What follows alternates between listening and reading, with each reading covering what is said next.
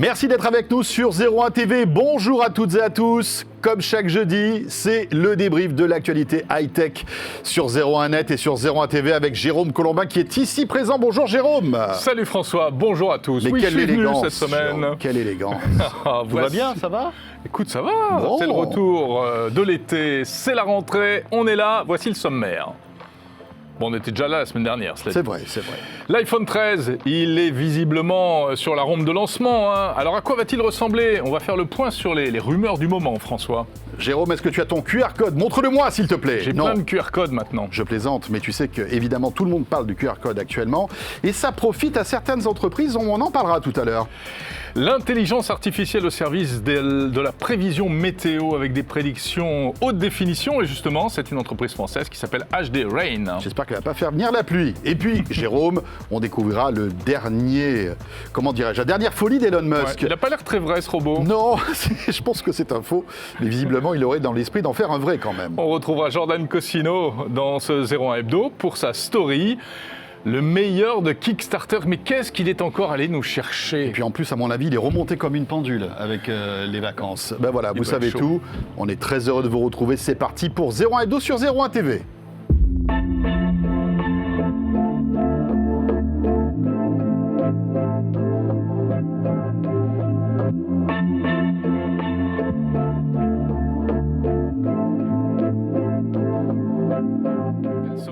Oh là là là là, on sent que c'est la rentrée, Jérôme. Oh là là. Là, c'est la rentrée. D'ailleurs, j'espère que vous avez passé une bonne rentrée. Voilà, que tout s'est bien passé. Il va falloir faire rentrer les invités au chausse-pied dans cette émission. Vous allez voir, on a une émission très riche qui va sans doute vous plaire. En tout cas, on fait tout pour, vous le savez, chaque jeudi. Et on va commencer, bien sûr, par l'actualité de cette semaine.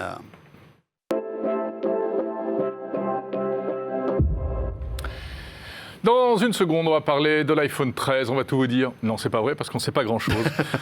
Non, mais en tout cas, tiens, c'est une belle transition pour expliquer que, bien sûr, cet iPhone 13, vous le découvrirez en direct sur 01 TV, puisque, vous le savez, on est aussi la chaîne des keynotes. Et pas mal de keynotes, là, sont dans les starting blocks.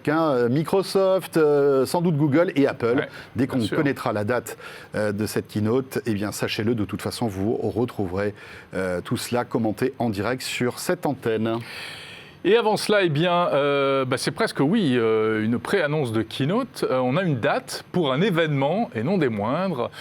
Le 5 octobre, ce sera la sortie du nouveau Windows, François. Et tu ne pourras pas l'installer sur ton Mac, nananer. Mais moi, en revanche, sur mon beau PC, j'aurai sans doute la possibilité de tester ce nouveau Windows 11. Et je suis très impatient pour tout te dire, puisque déjà, première bonne nouvelle, c'est une mise à jour qui est totalement gratuite. Et ça, moi, j'aime bien quand c'est des mises à jour gratuites. Cela dit, c'est un petit peu maintenant le sens de l'histoire. Tous ces géants de l'informatique proposent des mises à jour gratuites. Exactement. Tu te souviens, c'est fini le temps où on faisait la queue dans les magasins pour acheter la boîte du nouveau Windows. La licence. Eh oui, ça c'était. Il n'y a que les vieux qui peuvent savoir de quoi on parle. Maintenant, c'est gratuit. Bon, alors regardez comme il sera beau ce nouveau Windows, parce que l'une des particularités, ce sera effectivement un nouveau design. Ouais. Il y a des choses qui vont changer. Il y a même la petite musique de Windows qui va changer, d'après ce qu'on m'a dit. Mon Dieu. En termes d'ergonomie, le bouton démarrer, l'incontournable, l'historique, voire préhistorique bouton démarrer, rassurez-vous, il reste là, mais il va changer de place. Il va passer au milieu de l'écran. Oui, on le voit, il est en bas à droite, là, t'as vu ? Oui, enfin en bas à droite, non, plutôt en bas à gauche. Enfin au bas au milieu. Oui, écoutez, il est en bas en tout cas. Après, on verra bien. Peut-être que là, c'est une version bêta qu'on est en train de vous montrer en tout cas.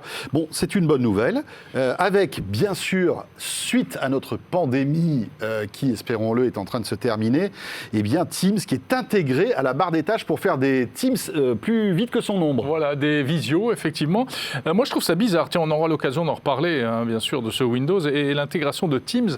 Ça avait joué des tours à Microsoft dans les années passées d'intégrer ses propres outils dans le système, alors qu'il y a plein de concurrents également sur le marché. Et à mon avis, les Zoom et tous les autres, les Google Meet, etc., vont surveiller tout ça de près, je pense. Qu'est-ce qu'il y aura d'autre? Des widgets pour être plus en prise avec l'actualité, etc. Mais il ne tournera pas sur n'importe quel PC. ce nouveau Windows. Hein. Il y aura des specs minimales à respecter, évidemment. Voilà. Et d'ailleurs, dès à présent, il y a des PC qui ne sont pas assez puissants, qui sont exclus du programme bêta et qui ne peuvent pas tester ce nouveau Windows. Ce qui est normal. Hein, ça aura intérêt à vérifier le tien. Hein. C'est un peu le sens de l'histoire. Je pense que voilà, hein, petit à petit, il faut avoir le hardware qui suit quand on change d'OS. On en saura plus donc le 5 octobre. On en saura plus avant d'ailleurs. Oui, François, bien sûr, puisque Éric Le Bourlou, qui est rédacteur en chef de ZeroNet, viendra nous en parler très très prochainement et on rentrera un petit peu dans les détails de ces nouvelles fonctionnalités, notamment, vous le savez, cette compatibilité attendue avec Android. C'est quand même un gros morceau et ça prouve quand même la volonté d'ouverture de Microsoft depuis l'arrivée de Satya Nadella. Voilà. L'actu, c'est également Apple, sans que ce soit... Alors si, il y a deux actus Apple. Oui, la première, alors on va y aller très vite, hein, c'est Apple qui accélère sur la musique classique, Jérôme, avec le rachat de Prime Phonic. C'est une plateforme qui est spécialisée dans la musique classique en haute qualité. Et Apple vient donc d'acquérir cette entreprise pour un montant qui est inconnu. Qu'est-ce qu'il va en faire ? Eh bien, il lancera en 2022, Apple va lancer en 2022, une appli de musique spécifiquement musique classique. Oui, voilà. Alors qu'il y a déjà de la musique classique hein, sur Apple Music. Apple Music. Ouais. Mais là, on se retrouverait... Là, ce sera un univers dédié. Voilà, un univers dédié avec beaucoup plus de contenu. Bien sûr, c'est vraiment pour tous ceux qui sont fans de musique classique, forcément.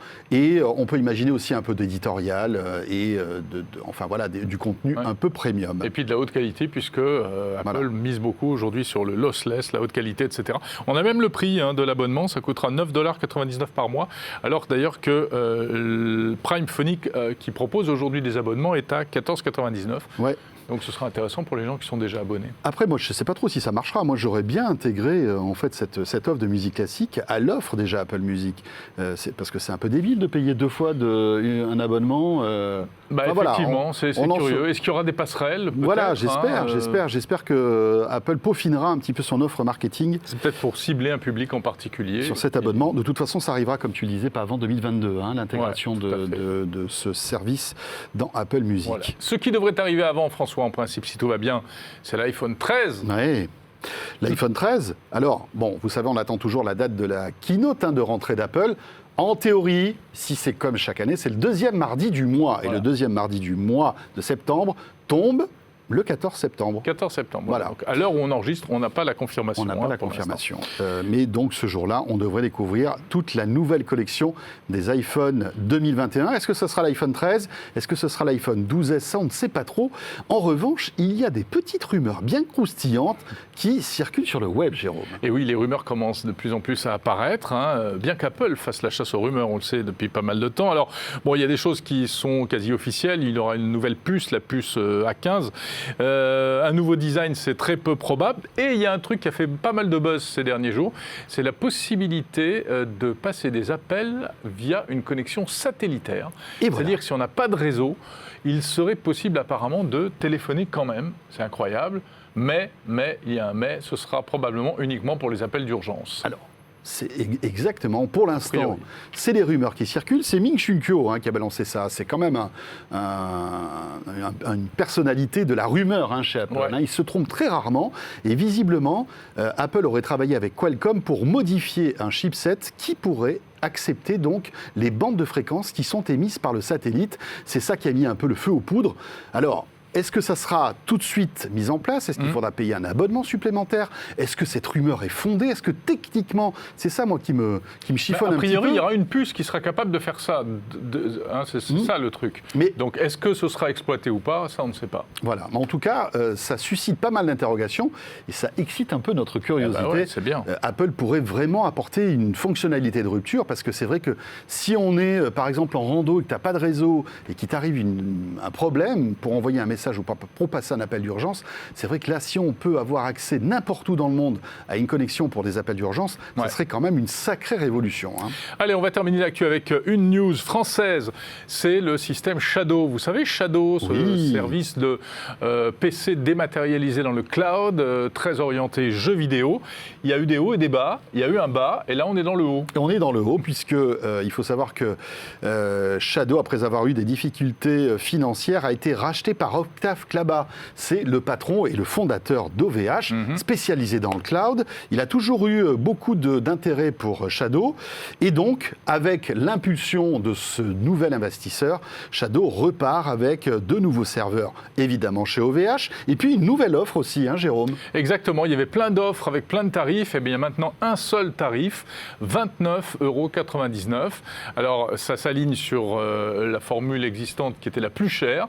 Bon, évidemment, ça fera un peu peut-être pas plaisir, ça ne fera pas plaisir à certains, ceux qui voulaient payer moins cher, mais c'est sans doute la condition sine qua non pour la survie de Shadow.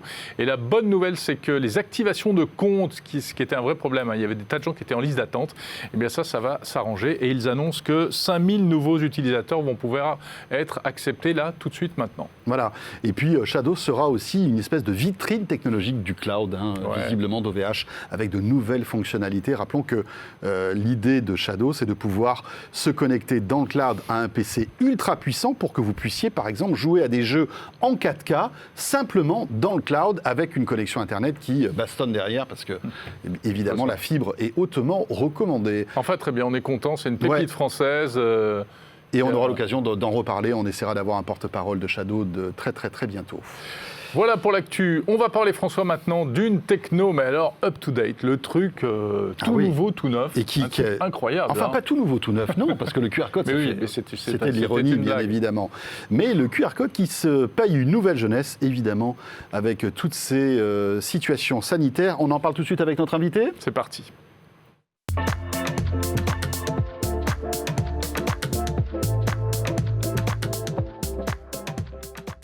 Et oui, nous avons le plaisir d'accueillir Nicolas Berbigier. Bonjour. Bonjour. Bonjour Nicolas et bienvenue sur le plateau de 01 Hebdo sur 01 TV. Rappelons que vous êtes le cofondateur de Famoco. Oui, qui est une fintech, c'est ça? On peut dire ça comme ça? Oui, Famoco, c'est une jeune entreprise qui se spécialise dans la digitalisation. Ça permet à des sociétés ou à des États de déployer des services de digitalisation. Alors, ça a l'air de grands mots, mais en réalité, ça veut dire déployer des solutions de paiement, des solutions d'identité biométrique, de lecture de titres de transport et de lecture de QR code. Et voilà, alors le QR code, effectivement, je le disais, c'est quand même une vieille technologie, mais qui en ce moment prend un coup de jeune, grâce ou à cause de la crise sanitaire, puisque désormais on est obligé quasiment d'utiliser son QR code pour le pass sanitaire. On a trouvé aussi l'intérêt du QR code pour, par exemple, lire les cartes de restaurant sans toucher des cartes potentiellement contaminées, etc. Pour vous, c'est une aubaine?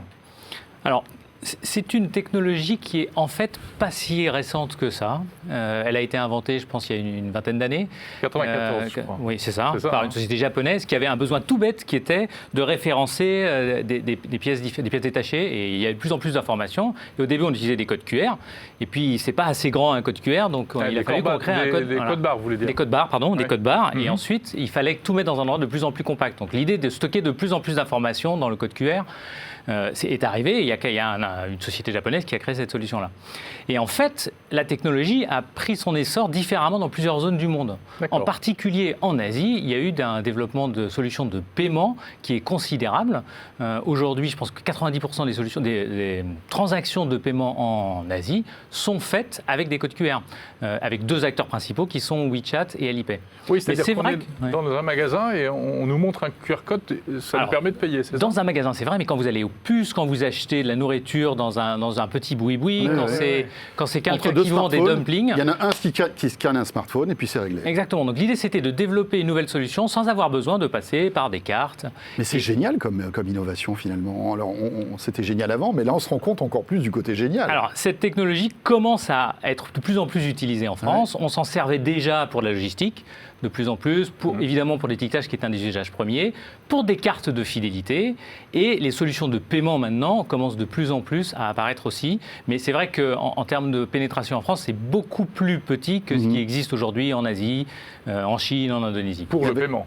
Pour le paiement. Voilà, avec le booster, bien évidemment, de la crise sanitaire qui, d'un coup, a mis le QR code au cœur de notre vie quotidienne, en fait. Oui, alors, aujourd'hui, au début de la crise sanitaire, il s'agissait de prouver que les papiers étaient en règle, et on s'est vite rendu compte que c'est très compliqué de lire. Alors que si on met toute l'information dans un code QR, qui en plus est authentifié, signé, on est sûr que tout est dedans et ça va très vite de le lire. Donc le génie du code QR, c'est vraiment d'avoir une rapidité de lecture et de stocker beaucoup d'informations en un seul moment. D'où son nom d'ailleurs. D'où son nom, c'est Quick Response Code. Quick Response Code. Ouais. Est-ce que c'est fiable, 1, et 2, est-ce que c'est super sécurisé? Alors, il y a deux choses.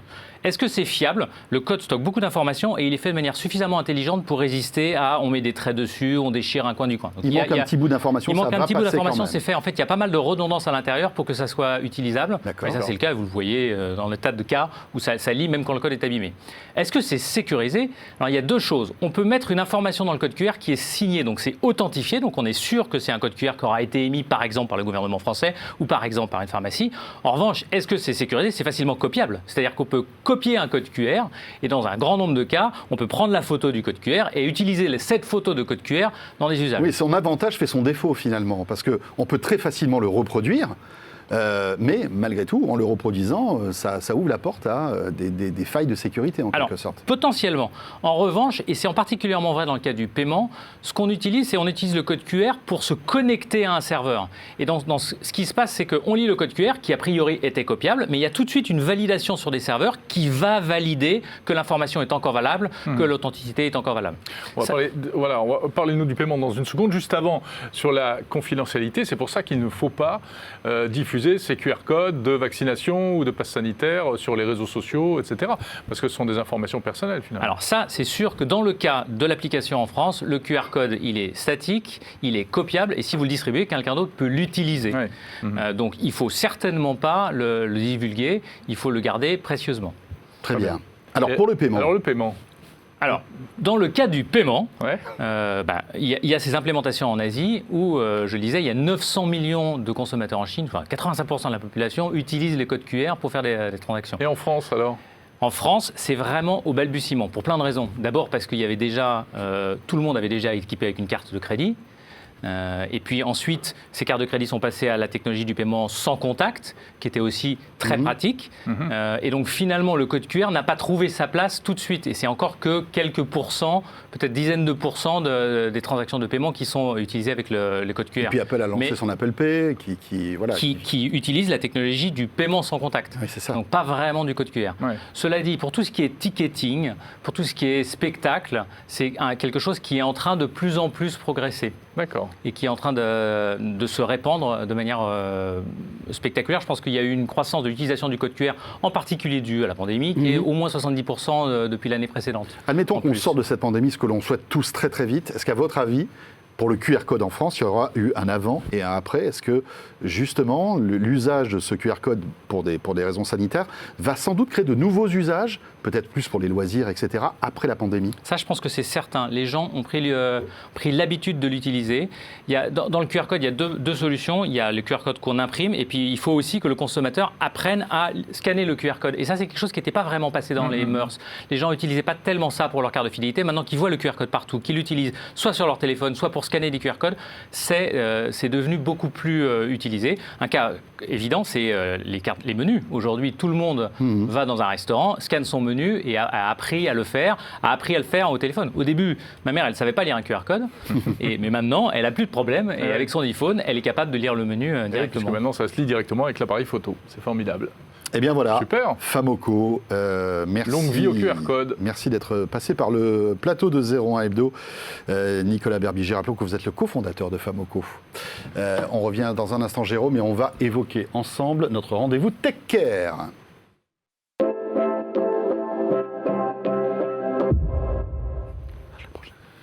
Attention, notre invité arrive. Et il s'agit du fondateur de HD Rennes, Ruben Halali. Bonjour Ruben. Bonjour. Bonjour. Bonjour. Merci d'être avec nous. Merci de m'inviter.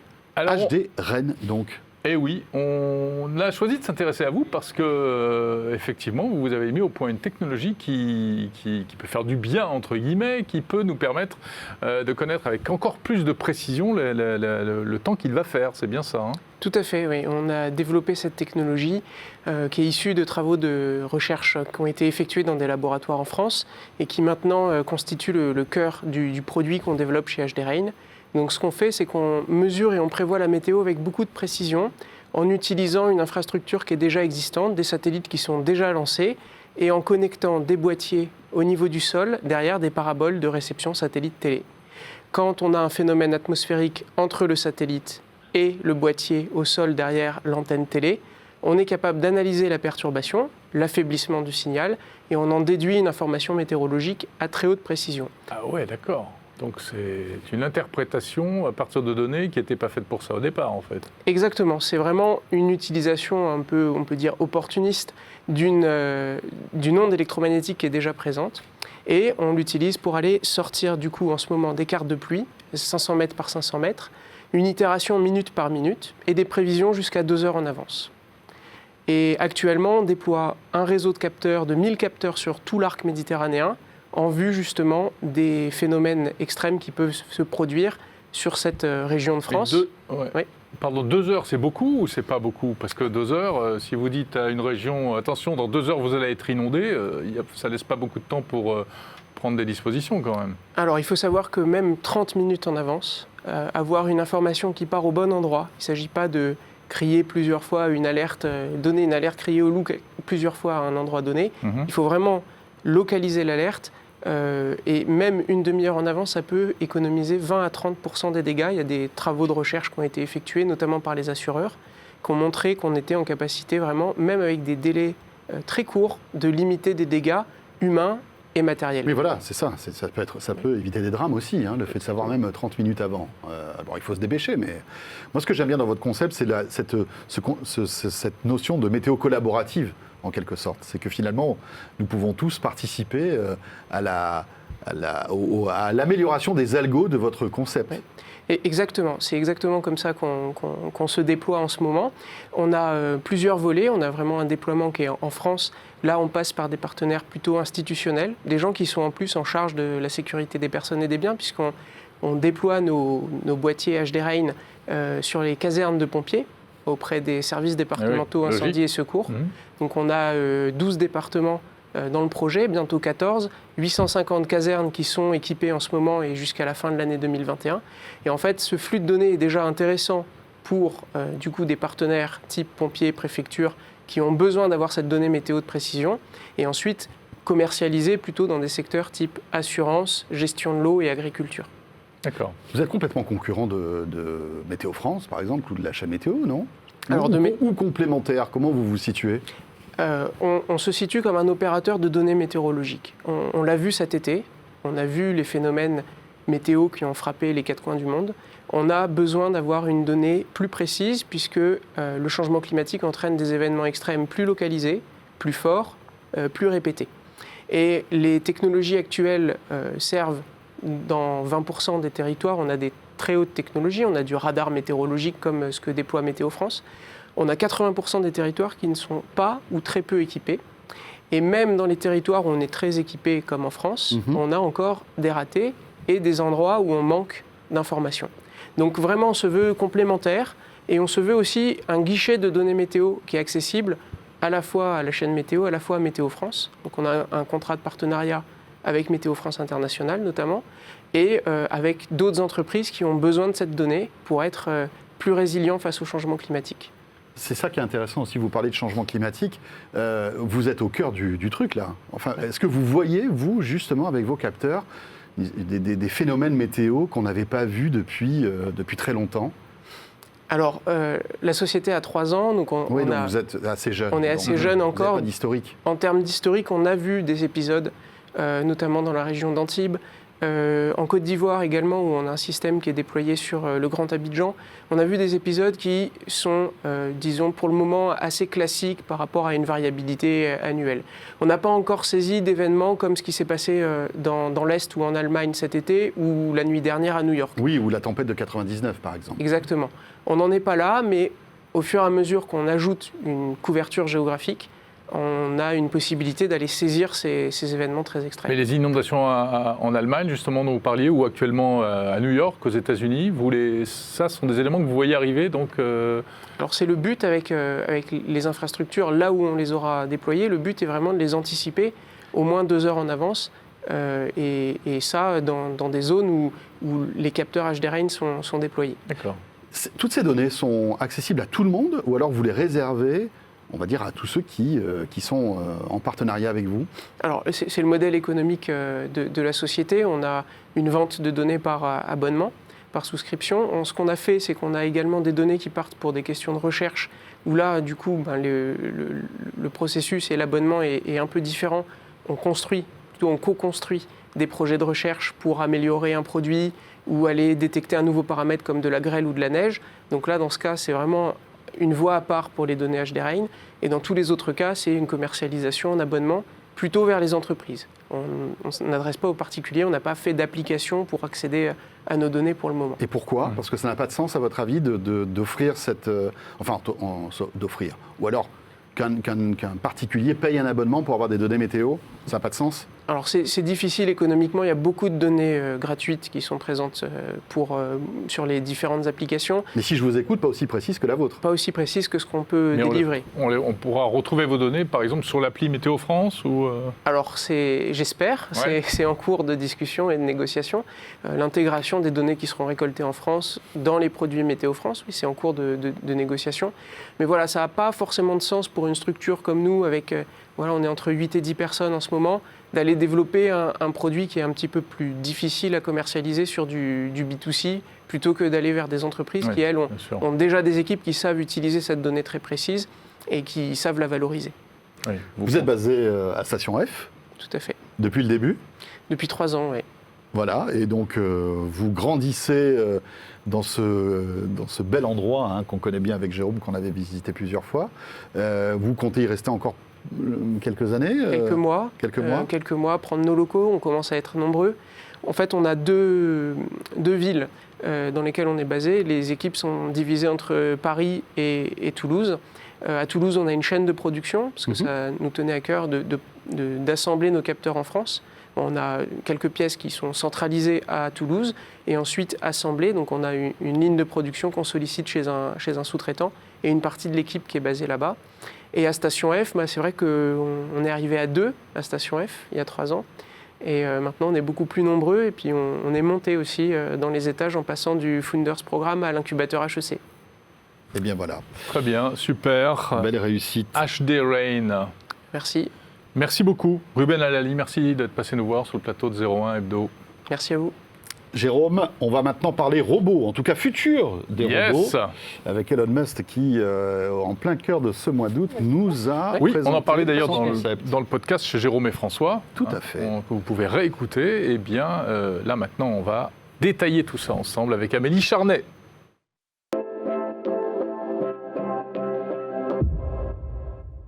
Techno du futur. Bonjour Amélie. Bonjour. Bonjour Amélie Charnet, journaliste à la rédaction de 01net. Amélie, vous savez qu'il y a plusieurs cordes à son arc. Les télécoms, bien sûr. Mais pas que. Et la robotique aussi te passionne. Et tu voulais nous parler de ce fameux robot humanoïde d'Elon Musk qui a été présenté. Alors, c'est le concept qui a été présenté, parce qu'on n'a pas vu grand-chose, à part un humain qui faisait très mal le robot d'ailleurs. Jérôme le fait beaucoup mieux le robot. Tu l'as jamais vu danser le robot ? Moi aussi. Eh bien, voilà. Non, il n'est pas mauvais quand même. Et donc voilà, c'est un projet assez étonnant. Est-ce qu'on avait des rumeurs concernant ce projet de robot ? Ah non, pas du tout, c'était une énorme surprise. Ça a été une surprise, hein ? En même temps, il n'y a plus trop de surprises avec Elon Musk parce qu'il annonce toujours des projets complètement fous. Ouais. Donc là, c'était encore un truc démentiel. Malgré tout, c'est la première fois, je trouve, qu'il s'est fait taper sur les doigts par la presse américaine. Il y a eu des articles extrêmement durs disant non mais c'était n'importe quoi cette présentation. Ah bon ? Alors déjà le coup du danseur, c'est vrai que c'était un petit peu kitsch, ouais, ça fait un petit peu années 80, un peu curieux. Et ensuite il a été très très flou. Et puis surtout, la presse américaine a dit mais attendez, ça fait des dizaines et des dizaines d'années que Boston Dynamics essaye de faire ce qu'il dit. Bien sûr. Qu'elle n'y parvient pas, à part dans des vidéos de 2 minutes très contrôlées dans un univers balisé. Et lui nous dit oui, demain vous aurez un robot humanoïde qui ira faire vos courses à votre place. Et tout le monde a dit mais ça c'est Boston Dynamics. Il se fout de nous. Donc donc tu n'y crois pas? Ah non, c'est pas tout à fait ça, c'est plus complexe que ça. Alors j'ai lu tous ces articles, je me suis dit effectivement des experts qui disent mais c'est totalement impossible. J'ai fait ma petite enquête. Il y a pas mal de spécialistes de robots humanoïdes en France. Et ils m'ont tous dit, attendez, on prend les choses étape par étape. Il a d'abord dit un prototype l'année prochaine. Et ils m'ont dit, ça c'est possible, parce qu'en fait, construire un robot qui marche, qui soulève des poids, matériellement, c'est pas impossible. En revanche, qu'il soit hyper efficace, hyper utile et qu'il aille dans la rue, c'est une toute autre histoire. Donc c'est plutôt là que se situe le problème. Donc lui, il a dit, ça sera un robot qui pourra faire des tâches pénibles à la place des humains, des tâches ennuyeuses, des tâches dangereuses. Donc on pense peut-être à aller dans des centrales nucléaires ou sur des sites contaminés comme Fukushima, peut-être faire porter des charges lourdes, visser des boulons à la chaîne. Aller dans des endroits compliqués. Voilà, donc ça c'est de l'ordre du possible, mais pas pour tout de suite. Et là, en revanche, ce qui est vraiment impossible, c'est demander à un robot d'aller dans la rue, improviser une petite sortie shopping. Oui, iRobot, c'est pas pour demain. Ça paraît très compliqué. Alors, il avance des arguments, il dit non mais on va réutiliser nos capteurs qu'il y a sur nos voitures Tesla, on va réutiliser nos puces, notre puissance de calcul informatique. Alors là encore, les experts disent ça c'est possible, il y a des choses à en tirer. Les caméras qu'il y a sur les voitures, oui, pourquoi pas les réutiliser sur le robot. Les processeurs aussi également, l'entraînement des réseaux neuronaux. Mais entre une voiture qui roule à plusieurs dizaines de kilomètres heure et un robot qui avance lentement, un robot humanoïde qui tombe, parce que tous les robots humanoïdes tombent, parce que l'équilibre est extrêmement complexe à avoir. C'est ce qui est plus difficile, la marche des robots. Voilà. Ouais. Alors, c'est pas le seul obstacle, parce que finalement, la seule chose qu'on sache faire encore pour quelques années, c'est faire évoluer un robot humanoïde dans un environnement hyper contrôlé, préalablement scanné.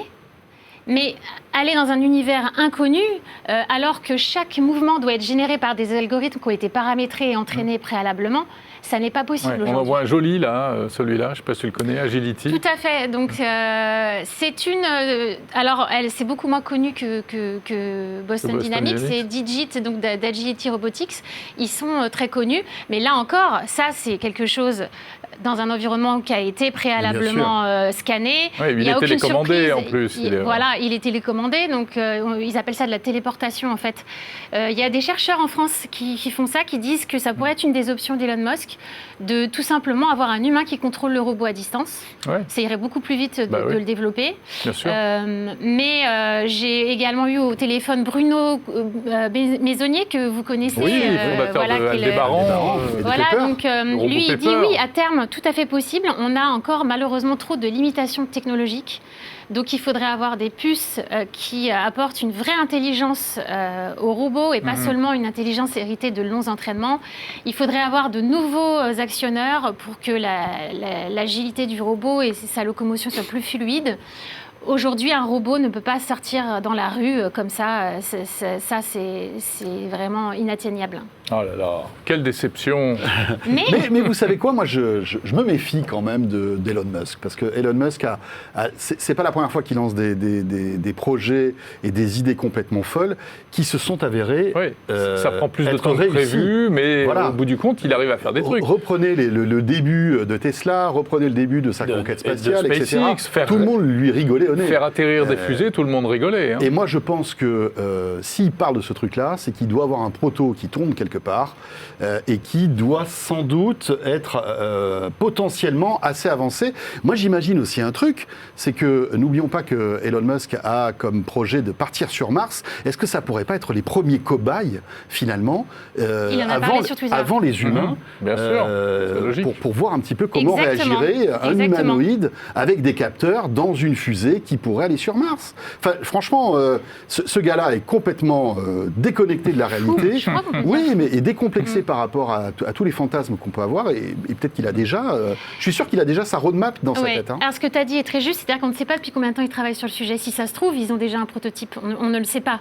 Et la deuxième chose, c'est que c'était quand même une espèce de bande-annonce pour dire à tous les experts en robotique humanoïde les plus doués, venez chez nous. Oui, voilà, c'est encore une fois un appel pour recruter des talents. Évidemment. Ouais, et il a les moyens, Tesla, il va avoir une grosse équipe. Malheureusement, la robotique, c'est quand même passer du temps à débugger, passer du temps à répéter bien encore des mouvements. Je ne sais pas si on a déjà vu du coup la petite vidéo de Boston Dynamics qui a été mise en ligne il y a peu de temps, où on voit les coulisses de leurs entraînements. Et toutes les gamelles, en fait, toutes des les robots. gamelles que Ça, les robots c'est se incroyable. prennent. Et Bah, là, on est en train de la voir, Amélie. Et donc ça, c'est hyper intéressant parce qu'on a l'impression que Boston Dynamics ne fait que des choses qui réussissent formidablement bien, mais parce qu'à chaque fois, on ne voit qu'une minute de ce qu'ils font. Et là, pour la première fois, ils montrent les coulisses. Et ce ne sont que des échecs et des échecs pour arriver à... Ouais. C'est rigolo parce que ça les rend presque humains, ces robots, finalement, de les voir tomber comme chutes, ça. Mais exactement, les chutes sont troublantes parce qu'on a qu'on a presque mal pour eux. Alors, on dirait parfois Pierre Thiolin qui se prend les pieds dans le film. C'est pas très sympa, ça. Non, mais c'est parce qu'il sait que c'est pour rigoler. Le robot le Tesla Bot, il sera un petit peu moins grand, un petit peu plus léger et beaucoup moins puissant parce qu'en fait, là, il y a un système de motorisation hydraulique qui lui permet de faire des choses extraordinaires, mais qui peut être extrêmement dangereux parce que s'il vous tombe dessus, parce que Elon Musk disait aussi que ce serait dans un environnement avec les humains. Avec une éthique sur l'intelligence artificielle, etc. Mais le problème, c'est que si on a un robot trop lourd et trop puissant, ça devient dangereux pour l'homme. Évidemment. Donc, et il y a le problème de l'autonomie. Un jour ou l'autre, ce sera dangereux pour l'homme. C'est ça qui est amusant. Oui. Qui est carrément angoissant. C'est-à-dire que s'il est mal programmé, c'est ça tu veux Oui, mais non, mais ce sera comme une voiture. Ce sera un truc formidable, mais dangereux pour l'homme. Est-ce que c'est pas aussi une manière pour Elon Musk de communiquer sur les quelques déboires qu'il a eu avec son système autopilote, qui par ailleurs marche très très bien, mais qui de temps en temps fait la une des médias parce qu'il y a eu un accident mortel. Est-ce que c'est pas aussi pour un peu noyer le poisson et dire attendez... S'il y avait un bel exercice de communication pour faire écran de fumée, juste à un moment où effectivement il est sur la brèche, où il y a une enquête, il est mis en cause. Donc oui, bien sûr, il y a plein de choses en fait. Malgré tout, on ne peut pas lui empêcher qu'il est visionnaire. Il a l'intuition de certaines choses et il ose. Il n'a pas peur de se planter et en ayant autant de moyens, en faisant autant de pubs dessus, en attirant des talents, ce serait étonnant qu'il n'arrive pas à quelque chose. Exactement. Merci Amélie. On suivra ça de près. Il nous tarde de voir des vraies images de ce robot. Ou des images du vrai robot, plutôt. Oui, ou des images du vrai robot. De vraies images du vrai robot. Voilà. Merci Amélie. Merci beaucoup Amélie. Journaliste à 01net.com. Bon, on va revenir à des choses beaucoup plus simples, beaucoup plus proches de nous, beaucoup plus concrètes. On va parler divertissement et culture avec Margot.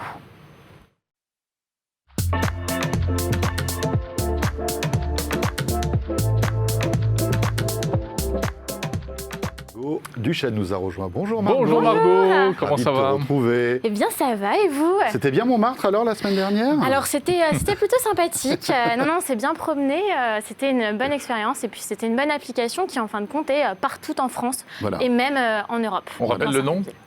Foxy. Voilà, c'était une espèce d'escape game. Oui, c'est ça, il s'est inspiré de ça aussi, le fondateur. Donc, alors aujourd'hui, on parle d'autre chose, on parle de Cultureo. Oui, alors vous avez sans doute entendu parler de certains noms et événements comme Kubrick, Dali, la Nouvelle Vague, Kandinsky, la guerre de sécession ou encore Napoléon. Tous ces noms vous disent forcément quelque chose. Oui, mais est-ce que vous sauriez les expliquer clairement, sans aucun doute, sans vous poser la moindre question ?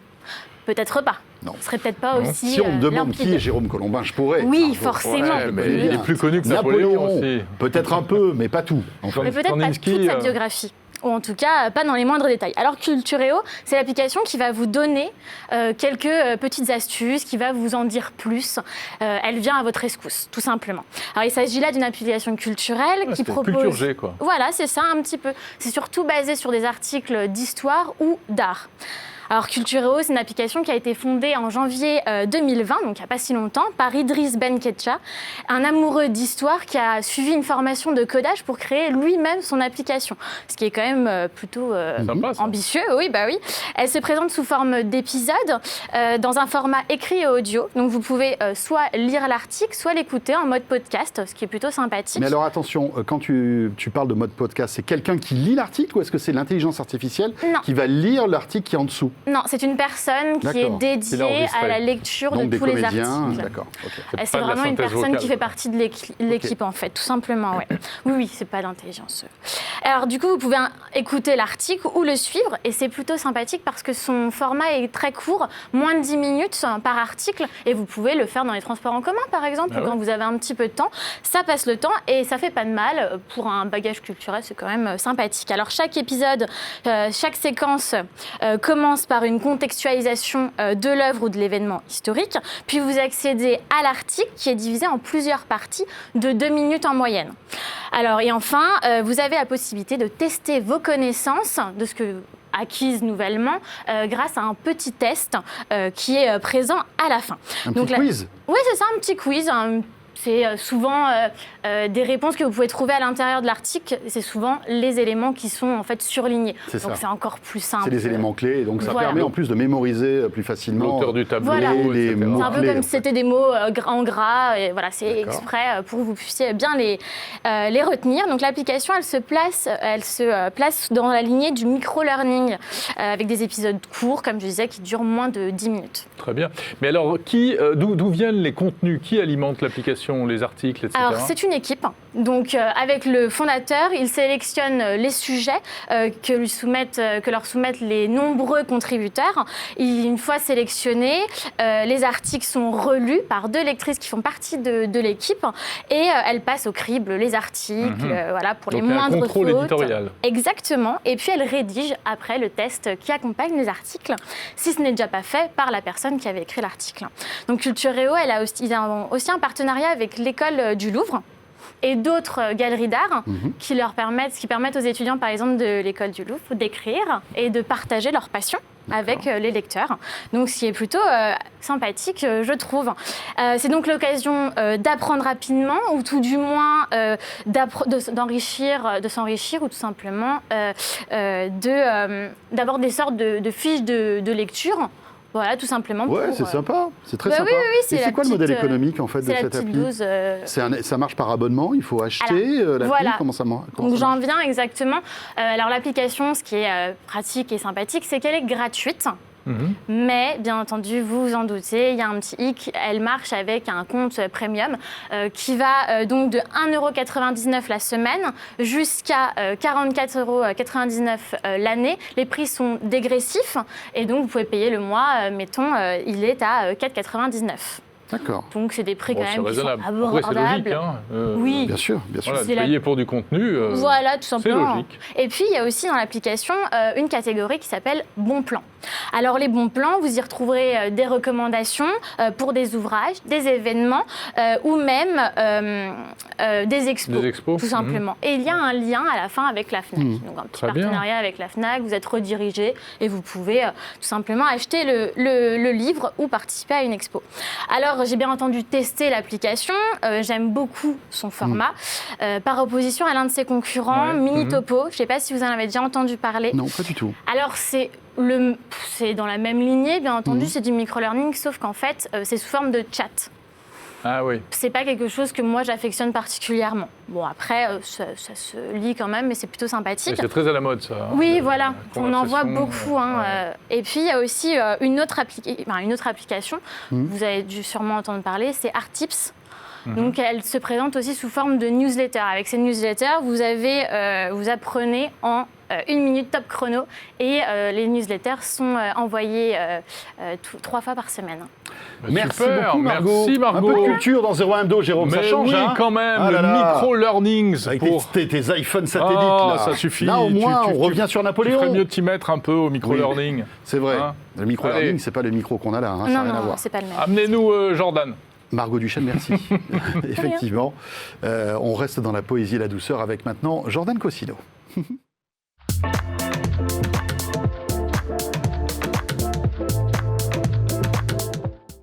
Et toujours alors, cette chorégraphie formidable de Jordan qui nous refait la Macarena dans ce petit jingle. Ça va Jordan? Ça va et vous? Va falloir le changer ce jingle. Non. Pourtant je me coupe plus les cheveux pour essayer de lui ressembler, je rebouffe. Tu sais, on se fait des dossiers. C'est vrai, là tu l'as depuis longtemps le dossier. T'as de quoi faire avec moi. Ça va? Oui, ça va. Très content de vous Bon, voir. ça y est, t'as repris le boulot. Eh oui, je sais, je faisais rendez-vous en terrain inconnu justement chez le coiffeur il y a quelques semaines, c'est pour ça que j'ai pris un peu de temps. Oh, ça va venir au bout d'un moment. Oui, il va me trouver un créneau. Il va trouver un créneau. Tout va bien? Ouais. Alors, de quoi on parle? Alors, Alors, qu'est-ce que tu as sélectionné pour nous en Kickstarter? Aujourd'hui, 3 petits produits Kickstarter, hein, on ne change pas les équipes qui gagnent. Mais bien sûr. La semaine prochaine, j'arriverai avec un très bon objet, mais cette semaine, c'est du Kickstarter. Je fais un petit teasing, t'as vu. On commence avec Axis. Axis, c'est un super produit, je l'ai trouvé sur une plateforme participative. C'est l'idée, ils te disent que c'est de faire de ton corps une manette. Alors, chaque corps est une manette différente, hein. On a plus ou moins une bonne manette, Ah bah du oui. coup. Mais je juge Attention. personne. Pas de commentaire. Et donc, Reste en dessous. Quelle belle manette. vous avez une belle manette, Jérôme. Vous avez une très belle manette. L'idée, en gros, c'est de... Mais un donc, tout petit joystick. ça pas permis. Pas sur une rentrée, j'essaie d'y aller doucement. Non, en gros, ils te vendent ça comme un contrôleur. Ils ont même créé un jeu pour que tu puisses exploiter complètement le truc. C'est un jeu de combat. Alors, tu jugeras ou pas si c'est un bon choix le jeu de combat, parce qu'au bout de quelques coups, je pense qu'on est tous fatigués. Alors, ils te mettent des super athlètes, hein, ils sont tous champions Ah et ouais, tout. d'accord. Mais en gros, c'est que tu puisses. T'as un boîtier et 8 capteurs quand t'as un casque VR. Et sinon, c'est 10 capteurs. Et ça te permet du coup de te Mais c'est sentir Kinect, immergé quoi. en jeu. C'est un c'est Kinect la Wii, avec. c'est Wii U, À l'époque, Peter Molyneux avait fait des jolies promesses pour Kinect et Ouais. tu vois, ça s'était pas forcément mis. On n'avait pas vraiment vu le truc, tu vois, quand on scannait les objets pour Milo, on les a jamais vus, tu vois. Là, ça a l'air un peu plus concret, en sachant que, comme je te dis, ils ont donc développé un jeu pour ça. Il n'y a pas forcément besoin d'autres trucs à côté, ça fonctionne, c'est un standalone, comme on dit, il fonctionne tout seul et c'est compatible avec les jeux de Steam VR et d'OpenVR, pardon. Bon. Donc voilà, produit sympa. Ils en sont où là dans Kickstarter? Alors là, ils sont à la moitié de leur financement. Ils ont 44 000 €, ils en veulent 80 000, ce qui est quand même pas mal. Ouais. Le produit, il est assez cher, hein, par contre, ça coûte 400 €. Et ça sort en mars 2022. T'as même pas le masque pour ce prix-là, en fait. Non, T'as non, que les t'as pas capteurs, hein. Ah oui, non, je croyais que. Non, t'as pas de casque. Et après, ils te disent aussi que Ce sera pour les salles de si jeu. t'es développeur aussi, tu peux pouvoir développer parce que tu peux faire du tracking en fait. Hein. C'est comme au ciné, t'as des capteurs ou sur certains jeux, tu as des capteurs. Bah, tu peux l'utiliser si tu veux développer. Ouais, c'est du motion capture accessible. En Ouais, fait. enfin, ça reste 400 balles, mais ouais, c'est mais par plus rapport à un accessible que équipement hyper toutes les complexe, caméras, notamment ouais. pour les FIFA où tu vois que les mecs ont 5000 voilà. caméras, plein de trucs. Mais tu sais, voilà. sur le dernier Oculus Quest 2, il y a des capteurs en fait qui te permettent de ne plus te servir utiliser, des manettes. bien Donc sûr. je me dis, est-ce que finalement, c'est pas un truc un peu obsolète? Est-ce que demain, on n'aura pas un capteur avec assez un masque avec assez Il y de a des capteurs capteurs pour extérieurs. pouvoir détecter tes gestes sans avoir des capteurs Ouais, supplémentaires? parce que là, oui, t'as quand même 8 capteurs sur le corps. Ouais, hein. et puis là, non, mais je pense que ça va apporter une précision Et pour les jambes aussi. quand même importante. Ouais. Après, pour un jeu de combat, faut voir. Moi, j'aimerais bien, Oui, je serais oui. curieux d'essayer le jeu de combat. Mais bon, s'il faut mettre Allez. des high kicks, lever la jambe, à un moment donné, tu vois, après 2 combats, t'es KO. Tu craqueras ton jean. Non, bah, en plus, qui plus est, oui, qui plus est, surtout en retour de vacances. Deuxième produit. Deuxième produit. Deuxième produit s'appelle The Sinden Light Gun. Ça va vous parler parce que ça fait d'accord. partie de votre génération plus que de la mienne. Vous avez sûrement connu ce petit pistolet, notamment pour du Dunk Hunt, pour du Time Crisis Ouais, ou ce genre de jeu. Tu sais que je me suis ruiné à cause de ça. C'est vrai dans les Ah salles oui. Il paraît que d'arcade. ça coûtait très très cher à l'époque. Ouais, J'ai pas ouais, connu, ouais. j'aurais adoré connaître cette époque, Mon Dieu, mettre c'était génial. pièce, mais il paraît que tu pouvais perdre beaucoup d'argent très vite. Donc l'idée c'est de refaire ces pistolets que vous pouviez avoir à l'époque, notamment sur Dunk Hunt ou Time Crisis comme je l'ai dit. Mais sauf que les pistolets de l'époque ne fonctionnent plus sur les écrans LCD, OLED ou n'importe.